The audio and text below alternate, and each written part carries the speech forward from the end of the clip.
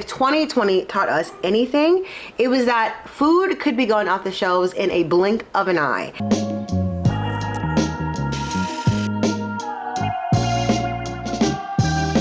Hi guys, my name is Maya, and today we are talking about how we started an urban homestead. Me and my husband live in a rental in a city, and it's also a duplex, so we're connected to somebody else. So we've got a small little bit of space to grow on, and our goal is just to maximize that space for growing and really just to supplement and have our own groceries. If 2020 taught us anything, it was that food could be going off the shelves in a blink of an eye. If you are a person that is trying to either supplement your income, grow your own food, or you just want access to a fresh kitchen garden, then this is for you. You have to have a lot of land. Heck, you don't need to have any land. There's just so many ways that you can grow food that you have no excuse. When we started doing all these homestead things, we were living on one income, paycheck to paycheck. So in 2023 was a year of expansion to us. We wanted to grow the most food that we could, still be able to know that we could manage it. We built our new raised beds out of cedar fence posts,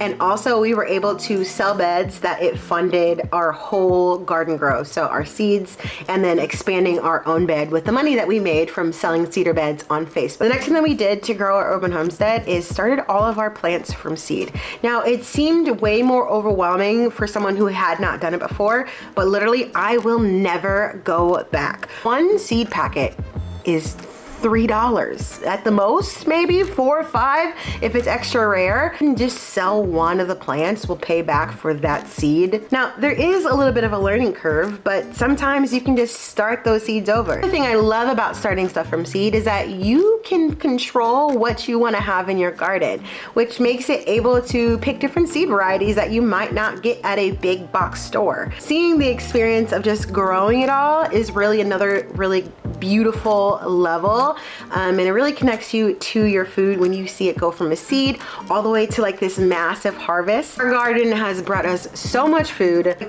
There are things and staples that I have grown that I am taking advantage of, and that's the thing, is you don't have to do it all at once.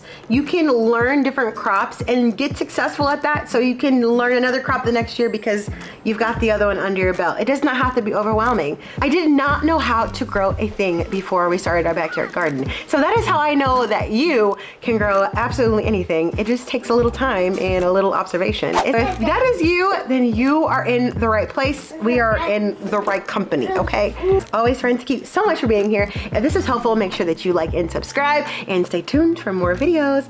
Bye!